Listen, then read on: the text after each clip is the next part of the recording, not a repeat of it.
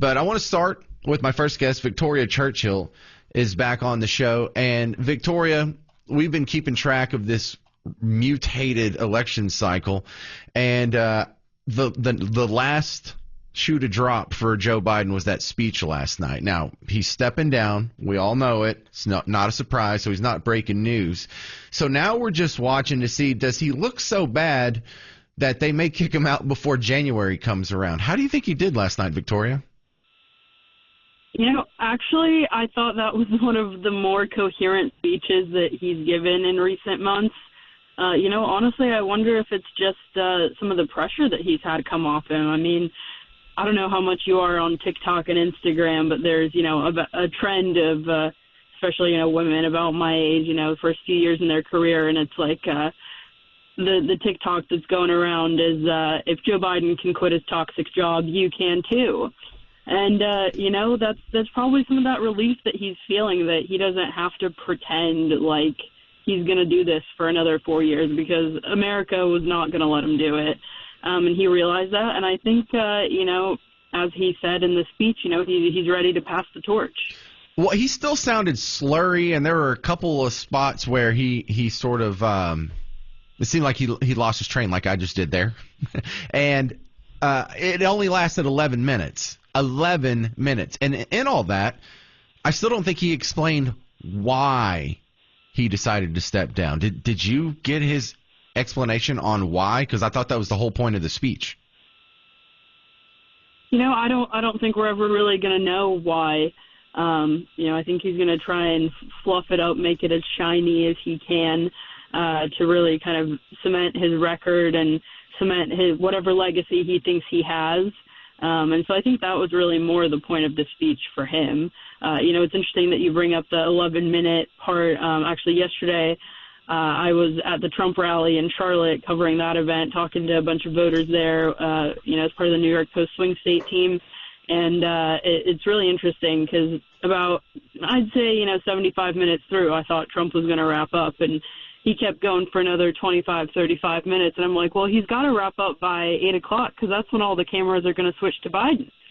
And so, Trump, you just can't get him to stop. And Biden can barely, keep stringing thoughts along for, as you pointed out, 11 minutes, which I think just really shows the contrast between the two candidates, obviously. And I think that's something that America saw, and that really Biden's closest advisors were able to convey to him to really convince him to get out of the race. Well, I think this is about the time, Victoria, we're supposed to get some polling back. And I know you're on a swing state team, so y'all are watching polls quickly. Do we have any semblance of how Kamala Harris polls now? Not that she's vice president, but she's the presumed Democrat nominee, therefore candidate for president. Do we have any of that information back? She's polling better than Biden.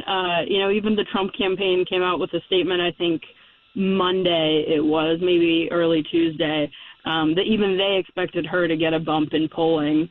But a number that I thought was fascinating, I actually have a story that's up on our Post website right now, came out yesterday right before the rally. I talked to a couple of young voters in North Carolina where I was, because, it's actually fascinating. I think Trump is up like 15% or something crazy like that with voters between, I think it was 18 and 34. And so I talked to two voters, one still in college and one in his early 30s, about kind of why that is. And, it's because young people realize that the current policies of the administration, whether they're Biden's or Kamala's, right, because it's been the Biden-Harris administration, so people are going to tie those policies that aren't working for them to her very easily. And so, that's one part of the demographic that I think Trump actually is going to do very well in. And kind of another testament to that, I was reading a story from one of my coworkers who was in Wisconsin at one of Harris's first events, as the nominee. And, she really made it known that it was pretty much middle-aged or older voters that were turning out for Harris. So for some reason, she can't capture the enthusiasm and attract the support of a lot of young voters, I think, kind of despite what you see on social media, right? Like, social media is valuable and is definitely a tool that I use in my journalistic work. But, at the end of the day, who are the people that are going to be energized and inspired to go to the polls? And, I think polling gives us a little bit of a better input to what that looks like. I know it's early, and this is a hard question, but do you think she's going to stick? Do you think she's going to be the candidate? I do think so. I mean, everything really seems to point to that. There was, delegations from states all across the country that came out and pledged their delegates to her for the DNC, which will be the nomination process will take place via the virtual roll call. I don't know if you covered that on your show at all, but there was basically some deadlines for states for filing. Yeah, they're going to have like a Zoom meeting or something, and because they don't want to miss all the deadlines because their convention's so late. That's another just sort of they're inventing rules as they go along to make sure this all happens the way they want. This is how you save democracy, though, Victoria. This is how you do it. Well, that is what they're saying. I'm definitely not buying it, and I think a lot of voters aren't going to buy it. That's definitely some rhetoric that we've seen from both Trump and Vance. I've been at events for both of them in the past few days. Vance was in Bradford, Virginia, and then Trump was in Charlotte, North Carolina yesterday, as I mentioned. So you're traveling around following the campaigns that closely, or just the swing states? To an extent. The swing states, so I'm covering Virginia, Pennsylvania, and North Carolina. So, with one event in Virginia and one in North Carolina, that's where I've been this week. It looks like, fingers crossed, I might get a little bit of a rally break over the next 2 weeks. I think some of my coworkers are going to be covering events in Nevada, Arizona, Wisconsin. We've got staff in all those states, as well as myself out here on the East Coast. Are you usually in a car, or do you fly a lot, if you don't mind me asking? In a car. I'm actually calling you from a car right now. I don't know if people realize, but whenever these election reporters have to follow this pool of reporters, it's almost like you're on tour with a band, and you and your buddies are in like the mystery machine, like on Scooby-Doo, just going from town to town doing your job, and it's not that glorious, and you're away from your family, and your work is your life for a little bit, and you're on an adventure.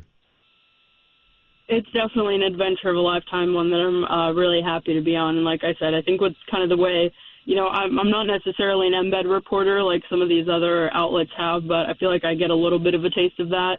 I'd say for this stretch of the election season, I've been on the road for the majority of the past couple weeks. But like I said, I think folks are going to be playing in some other states over the next couple of weeks, so I get to watch it from a little bit further away than being in the room. That's cool, though. That'll give me some opportunities to focus in on more local stories. Obviously, we're writing a lot about the presidential race, but, we've got congressional races. Like I said, I live in Virginia, and we've got some really high-profile races, one pretty much in my backyard, Virginia's 7th congressional district. That's been a swing seat for really the past 6 to 8 years. And so that's definitely one that I get to kind of dig in and look at. All right, Victoria. Obviously. Sorry, I've just got to run here. Victoria Churchill just cranking out a bunch of good articles over on the New York Post. Go check her out over there. Thank you, Victoria. Thanks so much.